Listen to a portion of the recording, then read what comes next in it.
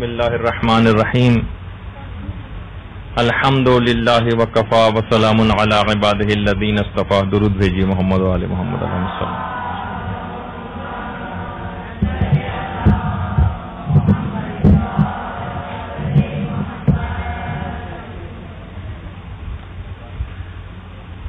شب قدر کے فضائل اور اس کی تمام تر تفصیلات پر ہماری گفتگو جاری تھی. آج اور یہ پچھلی بار بھی یہ بات بیان ہوئی تھی. تفصیلات تو انشاءاللہ جو اگلی کلاس ہوگی اس میں زیادہ تفصیل آئے گی کہ خاص طور پر جو 100 رکعت نماز پڑھنے کا جو حکم ہے شب قدر میں 100 رکعت نماز. بہتر تو یہی ہے کہ اگر آپ کی ذمے اپنی قضا نمازیں باقی ہوں موجود ہوں تو آپ اپنی قضا نمازیں ہی پڑھیں. زیادہ بہتر ہے بنسبت اس کے کہ عام مستحب نماز یعنی 6-6.5 دن کی جو نمازیں بنتی ہیں تقریباً 100 رکعت نماز اس کے برابر آپ قضا پڑھ لیجئے اپنے, تو انشاءاللہ دونوں کا ثواب مل جائے گا. تو اگر آپ کو لیکن کی ذمے کوئی قضا نماز نہیں تو اس رات میں جو 100 رکعت نماز پڑھنے کا حکم ہے وہ یہ ہے, اس میں ایک روایت ہے باقاعدہ کہ اگر جو کہ ابو بصیر کی روایت ہے کہ اگر کوئی شخص 100 رکعت کو کھڑے ہو کر نہ پڑھ سکے تو پھر بیٹھ کر بھی پڑھ سکتا ہے.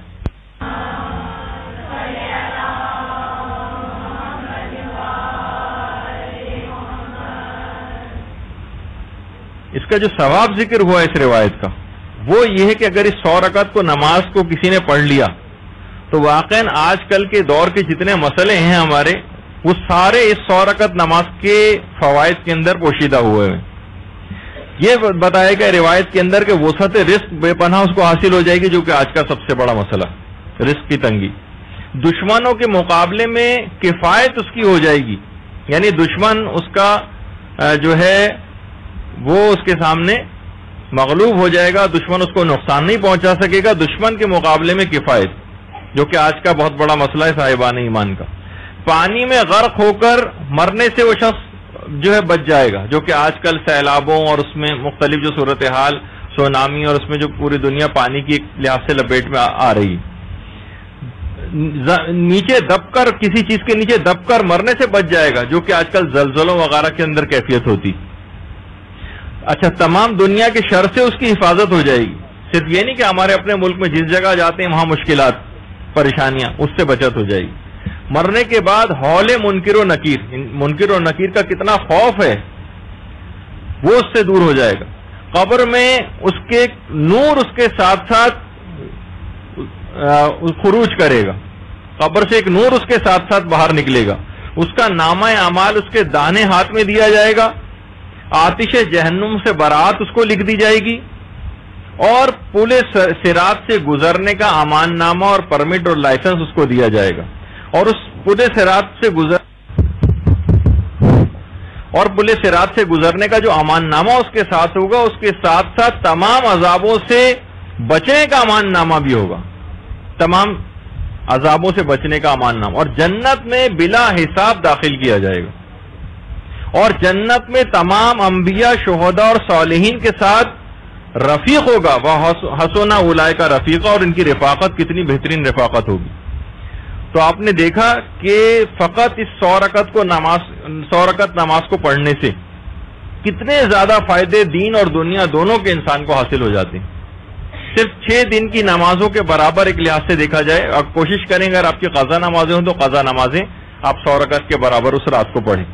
ورنہ نہیں ہے اگر تو مستحب نماز یہ والی جو نماز ہے, اور ہر رکعت میں الحمد کے بعد جس میں جو ہے وہ 10 مرتبہ سورہ توحید پڑھی جاتی ہے. فائدہ بھی تو دیکھیں کتنا زیادہ ہے, تھوڑی سی محنت تو ہے لیکن فائدہ اتنا بڑا ہے اور اتنا زیادہ ہے کہ انسان کو اس رات کو کوشش کر کے جو افراد جن میں اتنی ہمت ہو وہ اس ثواب کو بھی ضرور حاصل کریں.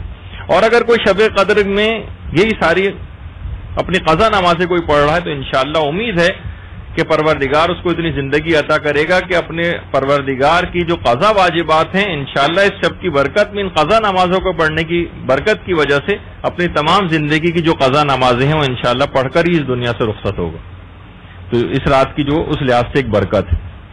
البتہ علماء فرماتے ہیں کہ شب قدر میں چند چیزوں سے دوری ضرور اختیار کرنی چاہیے. اس میں خاص طور پر لڑائی جھگڑے سے، کینے سے، قطع رحمی سے، اور اس کے علاوہ جتنے اپنے مالی واجبات اگر کسی کے حقوق اس کے ذمے ہیں اس سے انسان اپنے آپ کو کوشش کرے کہ جو ہے وہ لوگوں کے واجبات اپنے پاس سے نکالے، خاص طور پر مالی واجبات. اس کے علاوہ حسد، بخل اور کینے کو اپنے سے دور کرے تو پھر انشاءاللہ اس شب کے تمام فائدے اس کو حاصل ہوں گے. اس کے علاوہ خاص طور پر والدین کے ساتھ احسان کرنا، اس کے علاوہ رشتہ داروں کے ساتھ صلہ رحمی کرنا، اپنے رشتہ دار غریب جو رشتہ دار ہیں ان کے حقوق کو ادا کرنا، وہ ایسا افراد جو یہ سب کام کرے گا وہ اس رات کے فوائد سے بہت زیادہ بہرہ مند ہوگا. اور خاص طور پر خود رمضان میں گناہ کرنا اور زیادہ سخت تر ہے بنسبت عام دنوں میں گناہ کرنے کے، اور شب قدر میں اگر کوئی اس قسم کا گناہ اس کے ذمے ہے تو اور زیادہ مشکلات اور پریشانیاں اس کے لیے ہو جائیں گی. یہی وجہ ہے کہ امیر المومنین علیہ الصلوۃ والسلام نے اللہم صلی علی محمد وعلی محمد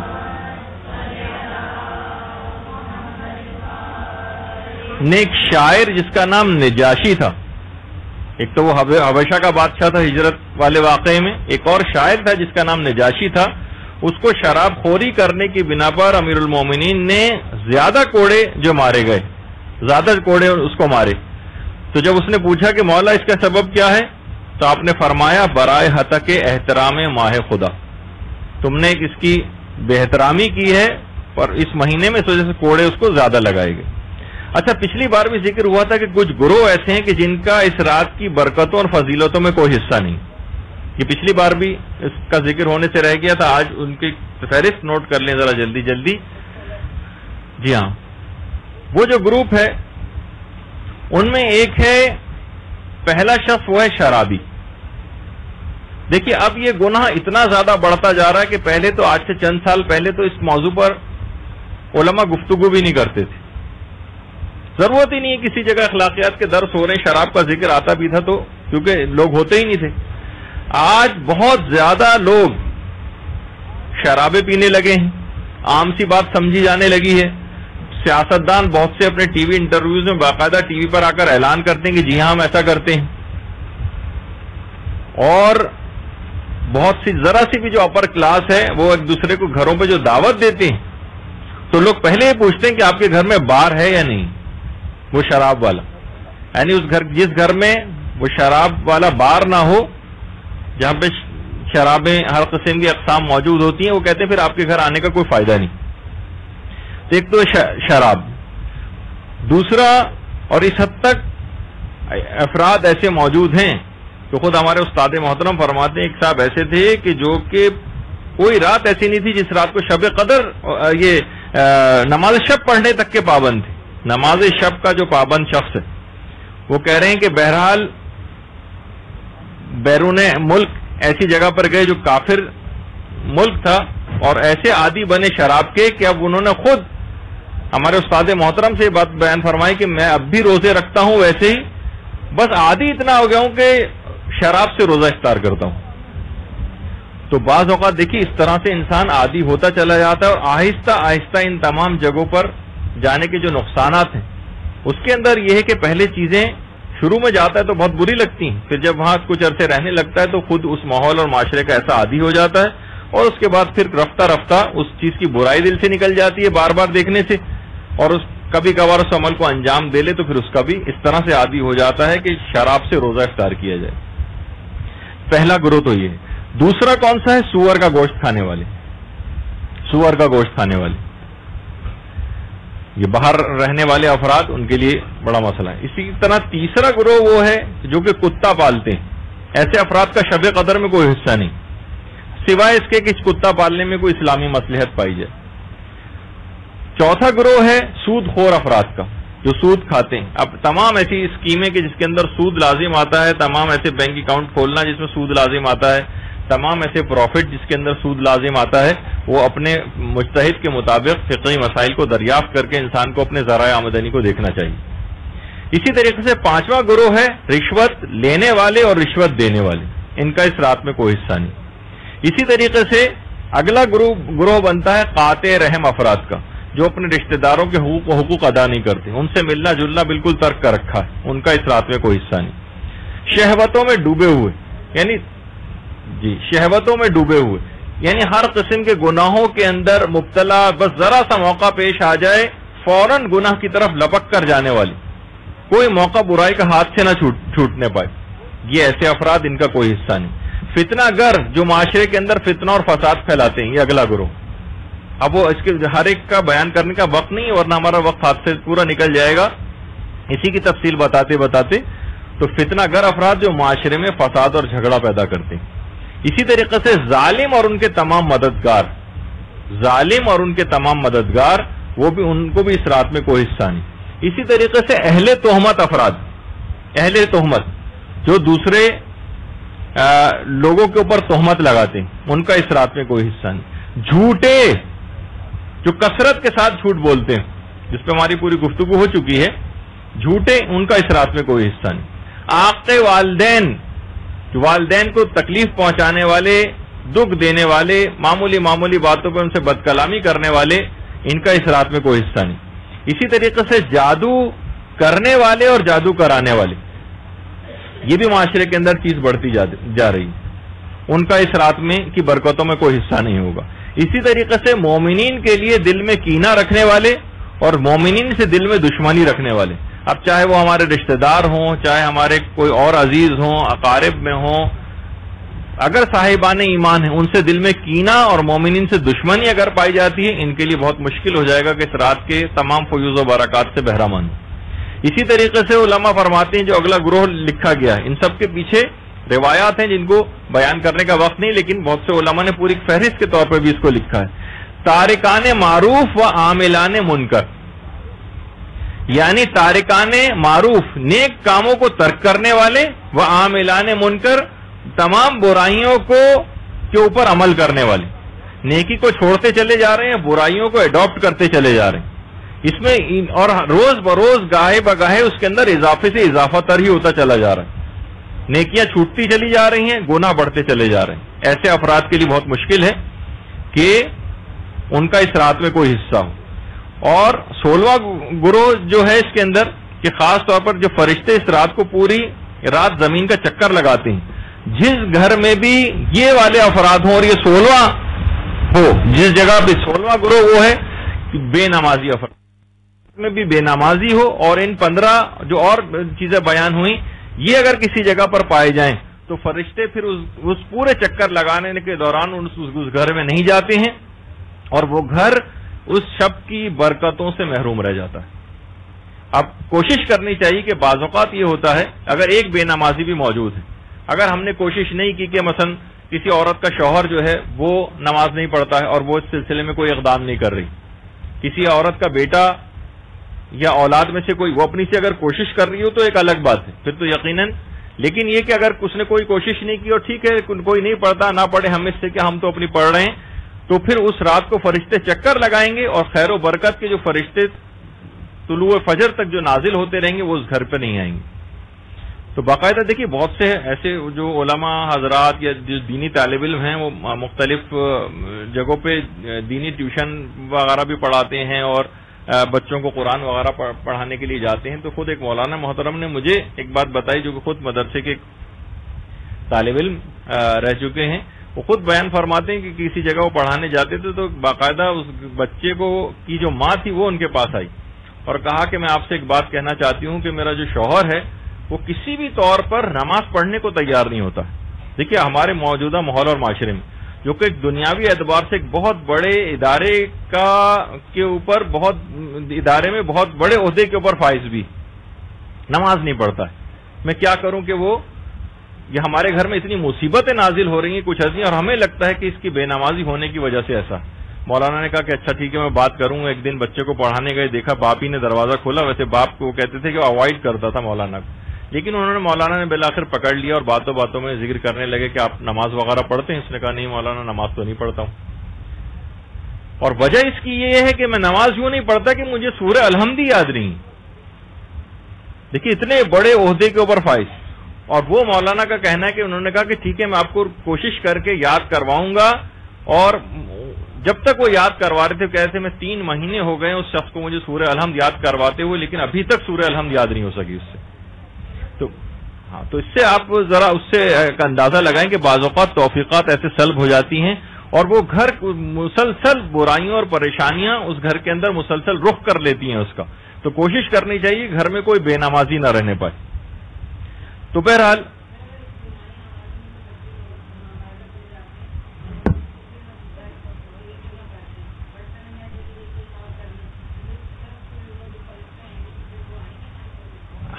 دیکھیے اب مسئلہ یہ کہ وہ بہت ساری چیزیں بھی سوالات آپ کے پیدا ہوتے رہیں گے۔ فرشتوں کا آنا بہرحال یہ تو ہے کہ انڈیویجول کسی بھی جگہ آدمی انسان نماز پڑھ رہا ہو تو فرشتے تو اس جگہ پر ضروری آئیں گے۔ یہ وہ افراد ہیں کہ اگر کوئی شخص کام کچھ نہیں کر رہا ہے اس کے اندر اور صرف اپنی ذاتی طور پر خود غرضانہ عبادت کے اندر لگا ہوا ہے، تو پروردگار کو یہ عبادت پسند نہیں ہے، اب اس کا وقت نہیں ہے بات کرنے کا، تو وہ یہ جو 16 افراد ہیں یہ اس رات کی فیوز و برکات سے محروم ہو جائیں گے۔ اچھا اب دیکھیے اپنی اصلاح تو انسان کو کرنی ہی ہے، کبھی بھی اس بات سے تو آپ ہرگز بھی غافل آپ کو نہیں رہنا چاہیے، اپنی اصلاح کرنی ہے اور کبھی بھی اس سے غافل نہیں ہونا ہے۔ خاص طور پر لوگوں نے ایک دفعہ دیکھا کہ عبد الکریم حائری کی جنہوں نے حوزہ علمیہ قم کو قائم کیا تھا، ایک دفعہ دیکھا کہ حرم امام حسین علیہ الصلوۃ والسلام میں سخت گریا کر رہے ہیں،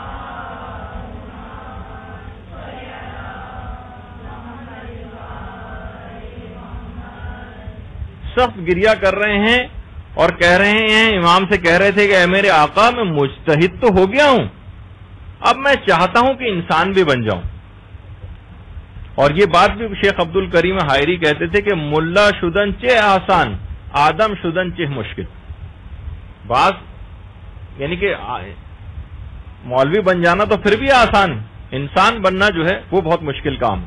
اور بعض کہتے ہیں کہ ملا شدن چہ مشکل آدم شدن محالست، مولوی بننا تو پھر بھی مشکل کام ہے، لیکن انسان بننا تو واقعی محال کام ہے کہ جیسا پروردگار چاہتا ہے ایسی، یعنی ان تمام عبادات کا مقصد یہ ہے کہ ہمارا تزکیہ نفس ہو جائے، صرف یہ کہ اٹھک بیٹھک 100 رکعت جلدی جلدی اٹھ بیٹھک نماز پڑھ رہے ہیں اور تبدیلی کوئی بھی نہیں آ رہی، نہیں، ہمیں چاہیے کہ ہم اپنے آپ کو ان تمام اعمال کے ذریعے تبدیل کرنے کی کوشش کریں۔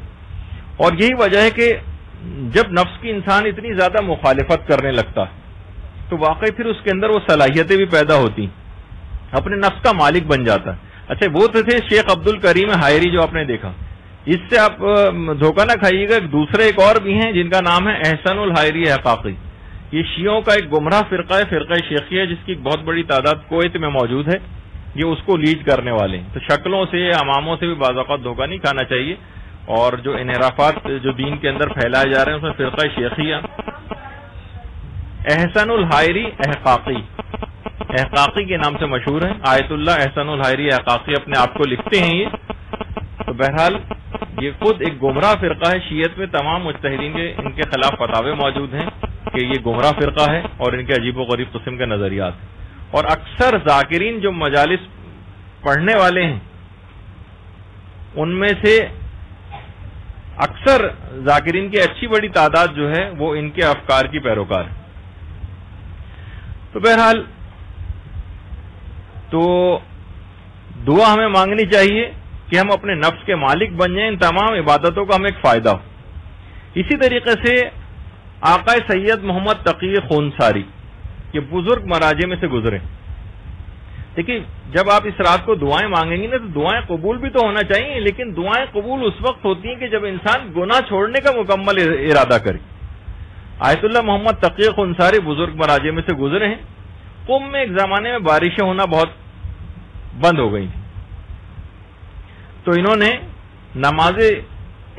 بہت مشہور ان کی نماز استسقاء ہے آیت اللہ محمد تقی خونساری کہ اتنی شدت کے ساتھ قحط پڑا تھا اور بارشیں ہونا بند ہو گئی تھی، آیت اللہ محمد تقی خونساری نے ابھی نماز استسقا ختم ہی کی تھی کہ گھنے بادل آ گئے اور پورا قم جلتھل ہو کے رہ گیا. یہ آیت اللہ محمد تقی انصاری کی سب سے اللہم صلی علی محمد وعلی محمد. گناہوں سے پرہیز سے ایسا ملکہ پیدا ہو جاتا ہے کہ دعائیں جو ہیں بڑے آرام سے پھر قبول ہو جاتی ہیں. آیت اللہ محمد تقی انصاری کی قبر ہے آپ کے سامنے. تو بہرحال بلا فاصلہ جو ہے وہ بارش شروع ہو گئی اور حرم معصومہ قوم کے بالکل سامنے جو کار پارکنگ ہے، جسے رود خانہ جہاں پر ایک نہر پہلے بہا کرتی تھی، آج کل وہاں پر کار پارکنگ ہے. اور کچھ ہی عرصے پہلے ایک باقاعدہ ایک دم سے ایک سیلابی ریلا آیا تھا اور اس کے اندر 20-22 لوگ ابھی چند ماہ پہلے ہی یہ ہوا ہے اور سب کے سب لوگ اس کے اندر بہ گئے تھے. تو اسی طریقے سے یہاں پہ ایک نہر ہوا کرتی تھی، ان کو بچ نکلنے کا موقع بھی نہیں مل سکا. بہرحال ایک سیلابی ریلا آیا اور پارکنگ میں جتنے بھی افراد موجود تھے ان کے ساتھ یہ ہوا. تو یہ میں بیان کرنے کا مقصد یہ تھا کہ یہ حرم معصومہ قوم بالکل سامنے جو آپ کو نظر آ رہا ہے، اس کے سامنے جو رود خانہ جو نہر ہے، یہاں پر یعنی اس حد تک بارش ہوئی تھی آیت اللہ تقی انصاری کی نماز استسقا کے بعد کہ پورا قم جلتھل ہو گیا تھا. اور یہ سامنے بالکل یہ جو نہر تھی یہ بھی بالکل پانی سے جو ہے لبریز یہ والی جگہ ہو گئی تھی. تو بہرحال یہ گئے تھے اور اس موقع پر دعا کی تھی، پروردگار اس وقت آبرو اسلام اور آبرو تشیع تیرے ہاتھ میں، اگر دعا قبول نہ ہوئی اور بارش نہ ہوئی تو میں نے سوچ لیا پروردگار کہ اپنے نفس کو خوب سزا دوں گا، کیونکہ اگر دعا قبول نہ ہو تو یقیناً اس کے اندر ہمارا کوئی نہ کوئی خطا اور غلطی ہوتی، تو اپنے نفس کو سزا دیں گے، تم ہی اس قابل ہو. تو بہرحال یہ اس وجہ سے میں نے یہ چیز بتائی کہ اگر انسان واقعی اگر اس بات کی کوشش کرے کہ اپنے آپ کو گناہوں سے بچائے تو پھر جو دعائیں بھی کرے گا اس رات کو، پھر وہ دیکھے گا کہ دعائیں کس طریقے سے قبول ہوتی ہیں. مزہ آئے گا اس کو دعا کرنے کا، کیونکہ اس کے نتائج اور ثمرات سے بہرہ مند ہوگا، بنسبت اس کے کہ صرف رٹے رٹائے بس ایک آپ کو جیسے ٹک کرنا ہے پینسل سے، یہ ہو گیا یہ ہو گیا یہ ہو گیا، اور ایک روحانیت اس کے اندر نہ آنے پائے، تو اس رات سے پھر اتنا زیادہ اس کا مطلب ہے کہ فائدہ نہیں اٹھایا جا سکا اگر وہ رات آپ میں کوئی تبدیلی نہیں لا رہی. تو بہرحال دعائیں جو آپ کو کرنی ہیں اور سارا دار و مدار اس رات کا دعاؤں کے اوپر ہی. ہمیں اپنی قسمت کو لکھنا ہے اور قلم ہمارے ہاتھ میں دے دیا گیا، تقدیر کا وہ صفحہ ہمارے ہاتھ میں ہے، لیکن کوشش یہ کریں کہ تو پچھلی دفعہ ہم نے بتایا تھا کہ وہ 4 گناہ کے جو کہ دعاؤں کی قبولیت میں رکاوٹ بن جاتے ہیں، اور جو دعائے کومیل میں ہے کہ پروردگار میرے ان تمام گناہوں کو بھی معاف کر دے جو بلائیں لے کر نازل ہوتے ہیں. تو چوتھے امام نے پھر وہ گناہ بھی بتایا کہ ان کی تعداد بھی 4 ہے کہ جو کہ بلائیں لے کر نازل ہوتے ہیں. یعنی اس رات ہم پر بلائیں نازل ہو رہی ہیں اور ہم کہہ رہے ہیں پروردگار یہ دے یہ دے یہ دے، یہ کیسے ممکن ہے؟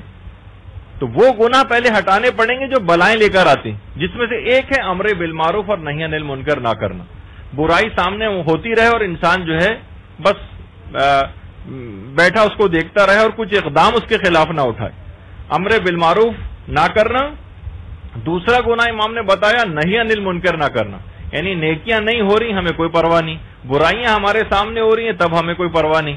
ایسا نیوٹرل ٹائپ کا آدمی اسلام کو چاہیے نہیں. اس کے اوپر بلائیں نازل ہوں گی جو ان دونوں گناہوں کے اندر مبتلا ہوگا. تیسرا ہے مظلوم کی مدد نہ کرنا، اور چوتھا ہے پریشان حال کی پریشانی دور نہ کرنا. یہ 4 گناہ ایسے ہیں کہ جس کی وجہ سے بلائیں نازل ہوتی ہیں. تو ہم تو بیٹھ کے پروردگار سے اپنی دعائیں قبول کروا رہے ہیں، وہ کہاں دعا قبول ہوگی؟ خود ہماری قسمت میں خدا نہ خواستہ جو ہے بلائیں لکھی جانے والی ہیں اس رات میں. اگر یہ 4 گناہ ہمارے ذمہ، امر بالمعروف نہ کرنا، نہی عن المنکر نہ کرنا، مظلوم کی مدد نہ کرنا، اور کسی پریشان حال کی پریشانی کو دور نہ کرنا. بعض اوقات لوگ ہمارے پاس آتے ہیں، ہم ان کو ٹال کے کسی اور دوسرے کے پاس ریفر کر دیتے ہیں. وہ آپ کے پاس چل کر آیا، آپ سے اپنی اس نے حاجت کہی ہے، آپ کو چاہیے کہ کوشش کر کے آپ خود بات چیت کریں اور اس کا مسئلہ حل کروائیں.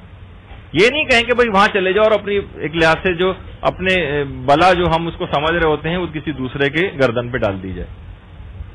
اچھا، اب کچھ سورے میں نے پچھلی دفعہ بتائے تھے جو 3 سورے ہیں، خاص طور پر سورہ روم اور سورہ عنکبوت. اس کے متعلق تو چھٹے امام نے بڑی عجیب و غریب بات کہی. چھٹے امام فرماتے ہیں خدا کی قسم جو بھی سورہ روم اور عنکبوت کی تلاوت کرے گا شب 23 میں، شب 23 ویسے عام 19-21 میں بھی کیجیے، لیکن جو بھی شب 23 میں سورہ روم اور سورہ عنکبوت کی تلاوت کرے گا، ان 2 سوروں کی، وہ اہل جنت میں سے ہوگا امام فرماتے ہیں. اور امام فرماتے ہیں میں کسی کو اس سے استثناء نہیں کرتا، کوئی ایکسیپشن نہیں. یہ نہیں کہ یہ پڑھنے والا فلاں فلاں آدمی جنت میں نہیں جائے گا، نہیں، سب جنت میں جائیں گے اگر وہ سورہ روم اور عنکبوت شب 23 میں پڑھی انہوں نے. میں کسی کو استثنا نہیں کرتا. اور خدا اس قسم کا جو امام نے قسم کھا کے کہا کہ خدا کی قسم وہ اہل جنت میں سے ہوگا, امام نے فرمایا خدا اس قسم کا مجھ پر کوئی گناہ نہیں لکھے گا. یہ مفہوم روایت, یعنی خدا اس کا جو میں نے کوئی جھوٹی قسم نہیں کھائی معاذاللہ, جو وہ امام ہے کہ جس کا لقب ہی صادق ہے, جس کا لقب صادق ہے, وہ خدا کی قسم کھا کے کہہ رہا ہے اور یہ بھی کہہ رہا ہے کہ میں کسی کو استثنا نہیں کرتا اور خدا اس قسم کا کوئی گناہ بھی میرے نامہ اعمال میں نہیں لکھے گا. تو اور خدا کی ان دو صورتوں کے لیے بہت قدر و منزلت. تو بہرحال یہ دو سورے علی الخصوص آپ یاد رکھیے گا امام کی حدیث کے مطابق کہ کچھ بھی ہو جائے یہ دو سورے مس نہ ہونے پائے. اور تیسرا سورہ تو سورہ دخان ہے, اس کی الگ سے ایک تاکید آئی ہے جو کہ پچھلی دفعہ ہم نے اس کو بھی ذکر کیا تھا. اچھا, اب اس رات کو دعائیں بہت کرنا ہے آپ نے, اور ہر قسم کی دعا اپنے لیے, اپنے رشتہ داروں کے لیے, اپنے عزیز و اقارب کے لیے. لیکن کچھ شرائط کوشش کریں کہ اس میں اگر پوری ہو جائے تو کوئی امکان ہی باقی نہ رہے کہ یہ دعا ہماری قبول نہ ہو. جو ہم اتنی محنت کر رہے ہیں کوئی ایسا امکان باقی نہ رہے. دیکھیے, سب سے پہلی بات تو یہ ہے کہ بہرحال دعا ایک ایسی چیز ہے جو قضا کو بھی ٹال دیتی. اگر موت بھی لکھ دی گئی ہے تو دعا کے ذریعے ٹل سکتی. لیکن بس مسئلہ یہ ہے کہ ہمیں اس گداگر کی طرح سے ہونا چاہیے. یہ کہا جاتا ہے نا, محاورہ بھی ہے کہ اگر گداگر ہی سست ہو تو صاحب خانہ کو الزام نہیں دیا جا سکتا. بھائی تم خود ہی سست ہو, تم نے خود ہی آ کر تقاضا نہیں کیا, گڑ گڑا ہی نہیں. جیسے کہ امام خمینی سے کسی نے کہا کہ آیت اللہ تقی بہجت سے ہم درس عرفانیات لینا چاہتے ہیں, لیکن وہ تیار ہی نہیں ہوتے. امام خمینی نے کہا اصرار کرو. کہا کہ ہم نے بہت اصرار کیا, تیار نہیں ہوتے. کہا اس وقت تک اصرار کرتے رہو یہاں تک کہ تیار ہو جائیں. بعض اوقات دیکھیں علم حاصل کرنے کے لیے بہت زیادہ آدمی کو تگ و دو کرنا پڑتی ہے اور یہاں تک کہ وہ قفل کھول ہی جاتا ہے. تو بہرحال تو گداگر اگر سست ہو تو صاحب خانہ کو الزام نہیں دیا جا سکتا. تو کوشش یہ کریں کہ اس رات کو بس بیٹھ جائیں کہ مجھے اپنی دعائیں قبول کروا کے ہی اٹھنا ہے پروردگار, ایسے میں نہیں اٹھوں گی. بس کچھ شرطوں کا خیال کر لیں. پہلی تو شرط یہ ہے کہ مکمل خشوع قلب کے ساتھ دعا مانگیں, رٹے رٹائے طریقے سے نہ ہو. جیسے ہوتا ہے پروردگار یہ کر وہ کر, بالکل ایک اوپری دل سے بس جس طریقے سے ایک رٹی ہوئی کوئی چیز پڑی جاتی. اور روایتوں میں بھی ہے کہ خدا غافل ایسی دعا کو قبول نہیں کرتا جو غافل دل سے جاری ہوتی. یعنی خود جو دعا کرنے والا ہے وہی اس کو کوئی خاص اہمیت نہ دے رہا. اس کے بعد دوسری جو شرط, یعنی پہلی شرط کیا ہوئی, خشوع قلب, مکمل توجہ اور کنسنٹریشن کے ساتھ دعا مانگنا, رٹے رٹائے طریقے سے نہ ہو. دوسری شرط ہے وفا ہونی چاہیے, وفا. ادعونی استجب لکم, تم مجھ سے دعا کرو میں تمہاری دعاؤں کو قبول کروں گا. تو پروردگار پلٹ کے ہو سکتا ہے آپ سے یہ کہہ دے اوفے بے عہدے اوفے بے عہدکم, پہلے تم تو اپنے کیے گئے وعدے کو مجھ سے پورا کرو, یعنی میری اطاعت میں ذرا سرگرمی دکھاؤ, پھر دیکھو میں تمہاری دعا کیسے قبول نہیں کرتا. تو وہی جو اب اس سے پہلے ہم بیان کر رہے تھے کہ گناہ اگر آپ کے ذمے موجود ہیں اور صحیح طریقے سے توبہ نہیں کی ہے تو پھر قبولیت دعا میں رکاوٹ ہو جائیں گی. تو وفا کے معنی یہ ہیں کہ آپ بھی اپنے عہد و پیمان کو پورا کریں پروردگار سے, اطاعت کا عہد و پیمان, گناہوں سے بچنے کا عہد و پیمان, پھر دیکھیے کہ پروردگار کیسے دعا کو قبول نہیں کرتا. تو دوسری چیز علماء شرط لگاتے ہیں وفا ہونی چاہیے. اچھا, اس کے بعد تیسری چیز مکمل یقین کے ساتھ دعا مانگیں, شک و شبے والی نہیں, پتہ نہیں پروردگار قبول کرے یا نہ کرے, نہیں, انشاءاللہ پروردگار اس کو ضرور قبول کر لے گا. ایک مکمل یقین ہونا چاہیے. اس طریقے سے بچے جو دعا مانگتے ہیں ان کے دماغ میں نہیں ہوتا ہے, آپ کہتے ہیں یہ کرو گے تو یہ. جیسے صاحب تھے, وہ جو حکایت بھی بڑی مشہور ہے کہ انہوں نے ایسی بچے سے کھیل رہے تھے کہ ہاتھ میں کوئی پیسہ کوئی سکہ لیا اور غائب کر دیا, اس کو کہیں چھپا لیا اور کہا کہ دیکھو یہ انتر منتر جو میں پڑھ رہا ہوں اس سے وہ چیز غائب ہو جاتی. بچے نے کہا اچھا, بچے نے بھی اس کو پورے یقین کے ساتھ پڑھنا شروع کر دیا اور چیزیں غائب کرنے لگے.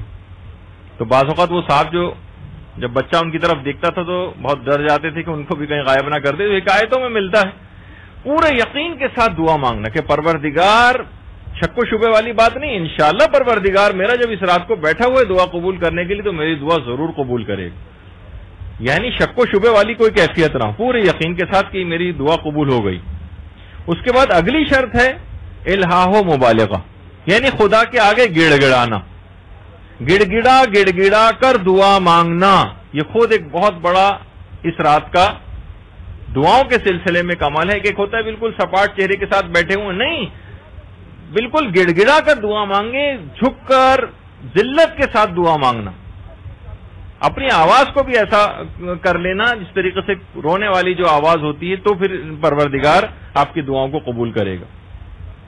اور اس کے بعد علماء ایک چیز اور بھی کہتے ہیں کہ اجتماع میں آپ ہوں خاص طور پر, تو اس وقت اخفات ہونا چاہیے دعاؤں میں, یعنی کوئی آپ کی دعائیں سن نہ رہا ہو. یعنی مثلا ایک ساتھ بہت سارے لوگ بیٹھے ہیں تو بہت سے لوگ اتنی بلند آواز سے دعا کرتے ہیں, اجتماعی دعا نہیں کروا رہے ہیں بلکہ انڈیویجول دعائیں مانگ رہے ہیں, لیکن بلند آواز سے نہیں, اخفات, خاموشی کے ساتھ دعا.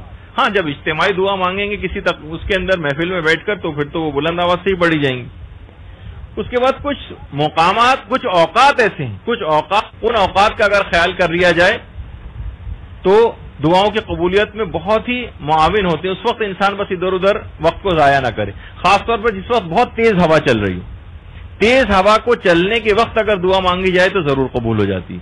اسی طریقے سے اگر بارش کسی جگہ پر ہو رہی, بارشوں کا سیزن بھی ہے, لوگ ویسے مزے لیتے ہیں بارش میں, لیکن بارش جب باران رحمت الہی برسنا شروع ہوتا ہے, ایک تو وہ مرزا غالب کا نظریہ تھا, وہ کہتے تھے کہ ہمیں باران رحمت الہی جو برستا ہے اس پر اعتراض نہیں, وہ تو 5 منٹ برستا ہے, اس کے بعد 3 دن تک ہماری چھت برستی رہتی ہے, ٹپکتی رہتی ہے, اس پہ اعتراض ہوتا ہے.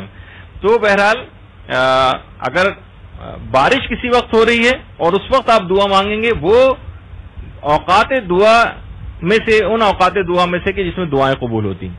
اس کے علاوہ جس وقت آپ تلاوت قرآن کرتی, تلاوت قرآن کرنے کے بعد جو دعا مانگیں گے اس وقت وہ دعا ضرور انشاءاللہ قبول ہوگی.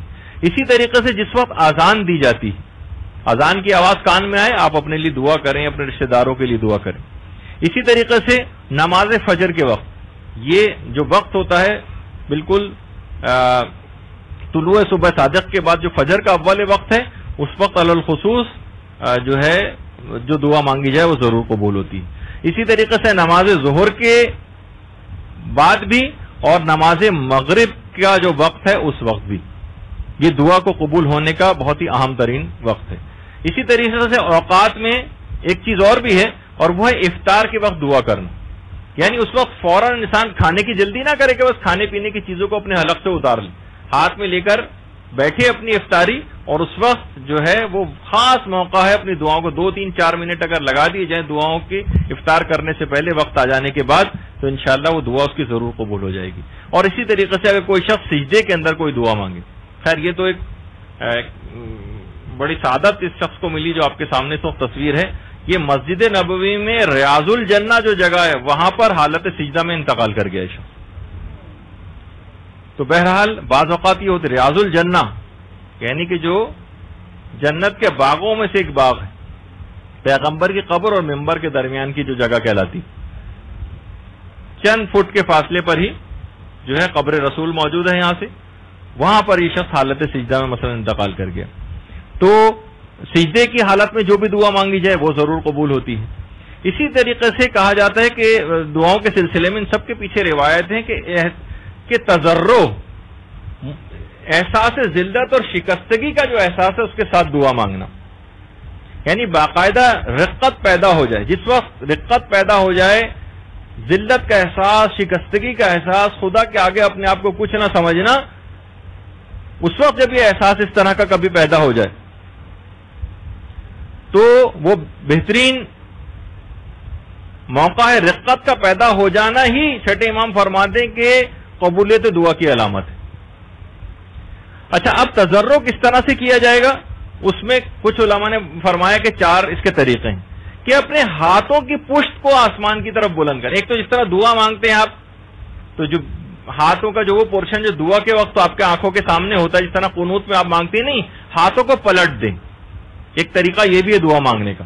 اور ہاتھوں کی جو پشت ہے, جس طرف انگوٹھی کا نگینہ ہوتا ہے جب آپ, وہ والا حصے کو آسمان کی طرف بلند کریں, آسمان کی طرف اس ہاتھوں کو بلند کریں. اگر اس کو پلٹ دیا جائے تو ہتھیلی والا حصہ نہیں، اس کے پشت والا حصہ اس کو آسمان کی طرف بلند کریں، اور اس کے بعد ہاتھوں کو دائیں اور بائیں حرکت دیں اور کہیں کہ پروردگار مجھے نہیں پتا کہ میں قیامت میں اصحاب یمین میں سے ہوں گا یا اصحاب یسار میں سے، میں دائیں ہاتھ والے گروہ میں ہوں گا یا بائیں ہاتھ والے گروہ میں. اپنے ہاتھوں کو دائیں اور بائیں حرکت دیں، ہاتھوں کی پشت کی طرف سے بلند کر کے، اور اس کے بعد اپنے ہاتھوں کو اوپر کریں، کبھی ہاتھوں کو نیچے کریں کہ پروردگار مجھ کو نہیں پتا کہ تو قیامت کے میدان میں مجھ کو پست کرے گا یا بلند کرے گا.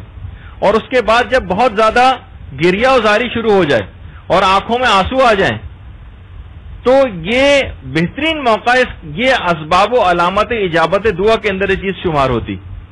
اور اس کے بعد اپنے ہاتھوں کو دوبارہ آسمان کی طرف بلند کریں کہ میں نے جو پروردگار سے حاجت مانگی ہے وہ اس کو لینے کے لیے میں ہاتھوں کو آسمان کی طرف بڑھا رہا ہوں، اور انشاءاللہ جب وہ ہاتھ واپس آئیں گے تو وہ کبھی بھی ناکام و نامراد ہاتھ واپس نہیں آئیں گے، بلکہ وہ دعا آپ کی قبول ہو چکے گی.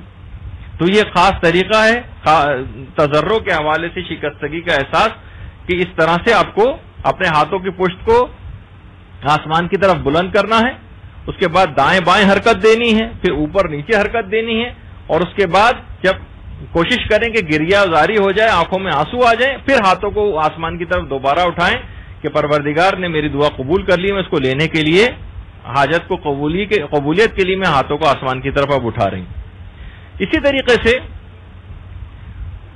گریہ ازاری کے بعد، اچھا اس کے بعد پھر ایک طریقہ اور بھی ہے دعاؤں کی قبولیت کے لیے.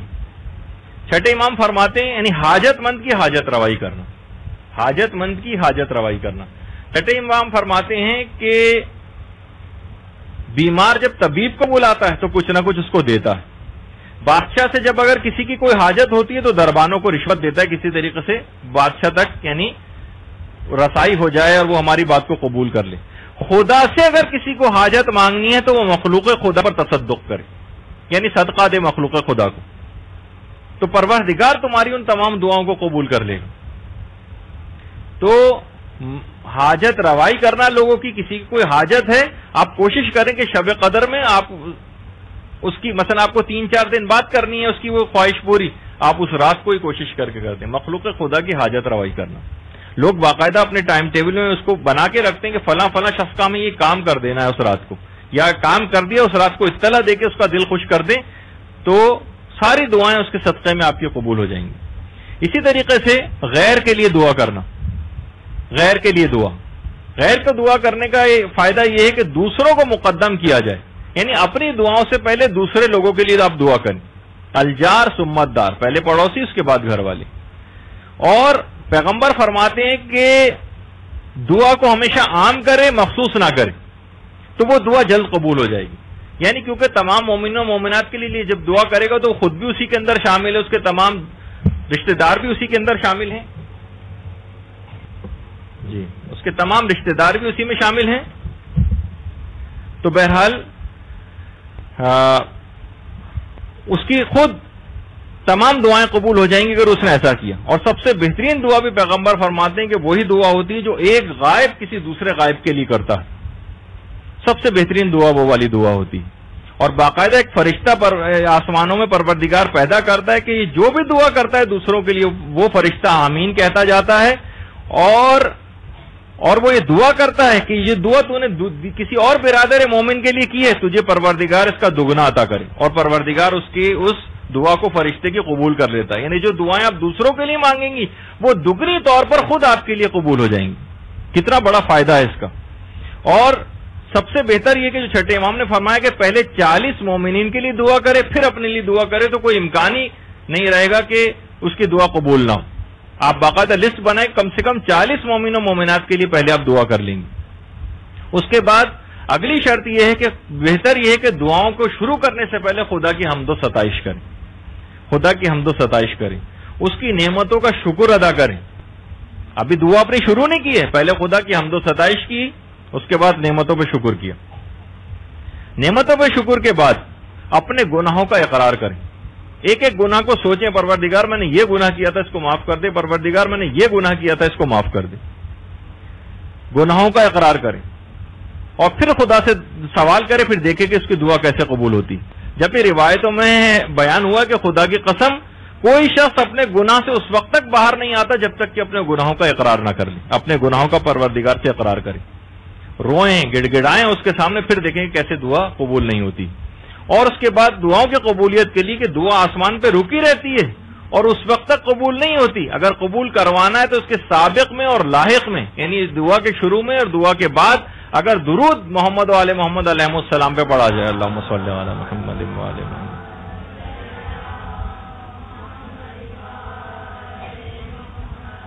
دعا آسمانوں پہ رکی رہتی ہے اور قبول ہی نہیں ہوتی جب تک کہ سابق اور لاحق میں درود جو ہے وہ اس کے نہ ہو۔ تو دعا کے شروع میں بھی درود پڑھیں، دعا کے آخر میں بھی درود پڑھیں اور درمیان میں اپنی دعا کو رکھیں، یہ ایک طریقہ ہے دعا کو قبول کرانے کا۔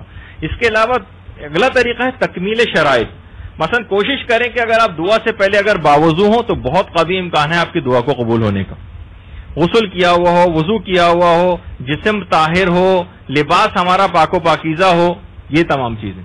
اس کے علاوہ برطرفی اور موانعات، یعنی بہت سی ایسی چیزیں ہیں کہ جو کہ قبولیت دعا میں رکاوٹ بنتی ہیں، جن گناہوں کا ہم نے پچھلی دفعہ بھی تذکرہ کیا تھا، مثلا نماز فجر کو قضا کر کے پڑھنا، امر بالمعروف اور نہی عن المنکر نہ کرنا، ابھی جیسے کہ آپ نے سنا۔ کوشش کریں کہ سچے دل سے دعا کریں تاکہ جو قبولیت دعا میں رکاوٹ چیزیں یہ ساری دور ہو جائیں۔ اور اس رات کو علی الخصوص صدقہ دینے کے بعد اگر جو بھی آپ دعا کریں گے وہ دعا ضرور قبول ہو جائے گی۔ باقاعدہ بچوں کو عادت ڈالنی چاہیے، ایران میں جگہ جگہ اس طرح سے صدقہ باکس بنے ہوئے ہیں اور لوگ بچوں کو تشویق و ترغیب کے لیے ان کے ہاتھوں سے، خیر ہمارے ہاں بھی ہوتا ہے کہ صندوقچیوں میں مائیں بچوں کے ہاتھوں سے ڈلواتی ہیں، لیکن اس کو ہمیشہ جاری و ساری رہنا چاہیے۔ اور آج کی رات کا جو انتہائی اہم ترین عمل ہے، جو پچھلی دفعہ بھی اس بات کے لیے ذکر ہو گیا تھا، شیخ عباس قمی نے شیخ صدوق کے حوالے سے جو رئیس المحدثین کہلاتے ہیں، شیخ صدوق کو رئیس المحدثین کہا جاتا ہے، کہ آج کی رات کا سب سے بڑا عمل جو ہے وہ مسائل فقہ میں غور و فکر کرنا۔ کوشش کریں یا تو آپ کوئی درس سنیں، کوئی کیسٹ لے کر سنیں، اور اتنا اہم ترین چیز ہے یہ کہ دیکھیے خاص طور پر مسائل دینیہ کا سیکھنا، درس و تدریس میں جانا، علماء تک ایسی تمام محافل اور مجالس کے اندر جو ہے وہ شریک ہوتے ہیں۔ آپ بھی کوشش کریں کہ جس طریقے سے آپ ماشاءاللہ یہاں پر آتی ہیں اسی طریقے سے اس رات کو بھی، اگر کہیں جانا ممکن نہیں ہے کسی ایسی جگہ تو آپ اپنے گھر پہ اس کا انعقاد کریں، کوئی ایک درس منعقد کر لیں، کوئی ایک پروگرام رکھ لیں، یا کچھ نہیں اگر کوئی خواتین رکھ سکتی ہیں تو کم سے کم ایک کیسٹ اس رات کو ضرور درس و تدریس کے حوالے سے ضرور کریں۔ مقدس اردبیلی، مقدس اردبیلی یہ وہ شخصیت تھی کہ جن کی اپنی مرضی سے امام زمانہ علیہ الصلوۃ والسلام سے ملاقاتیں ہوا کرتی تھیں۔ اللہم صلی علی محمد و آل محمد۔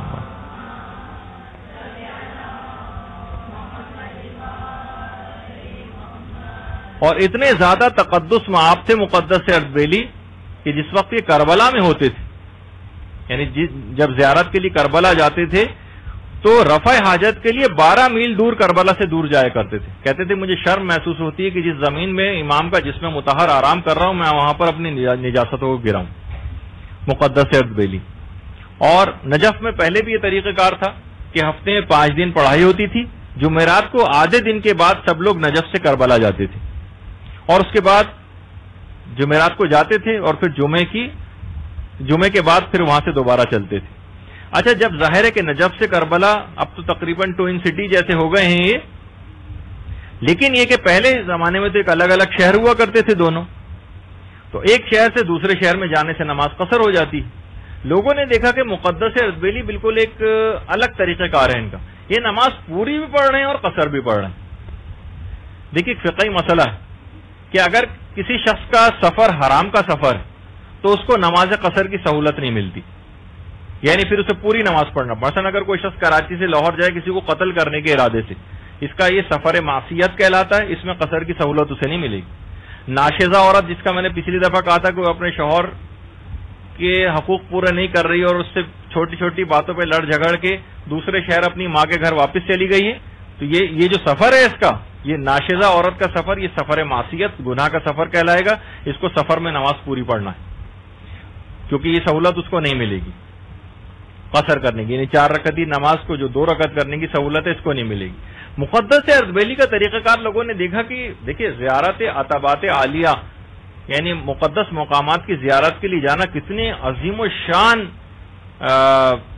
ثواب کے کاموں میں سے ایک ہے۔ تو مقدر سے بریلی سے جب لوگوں نے پوچھا کہ آپ نماز قصر بھی پڑھتے ہیں اور پوری بھی پڑھتے ہیں، اس کی کیا وجہ ہے؟ تو انہوں نے کہا کہ دیکھیے کہ میرا یہ طالب علمی کا زمانہ ہے، میں نے ابھی واجبات کا مکمل علم حاصل نہیں کیا ہے، واجبات کا مکمل علم حاصل نہیں کیا ہے۔ ایک طرف تو میرے دماغ میں خیال آتا ہے کہ زیارت عتبات عالیہ امام حسین کے روضے کی زیارت کا ثواب عظیم ترین ثوابوں میں سے ایک ہے، تو میں نماز اپنی قصر پڑھتا ہوں۔ دوسری طرف میرے دل میں خیال آتا ہے کہ یہ تو ایک مستحب سفر ہے نا، مجھ پہ تو واجب ابھی بہت سارے علم حاصل کرنا واجب ہے، اپنے مسائل کا علم حاصل کرنا، بہت سی چیزیں جو بھی میں نے حاصل نہیں کی، تو کہیں میرا مستحبات کے لیے سفر کہیں حرام سفر نہ بن جائے۔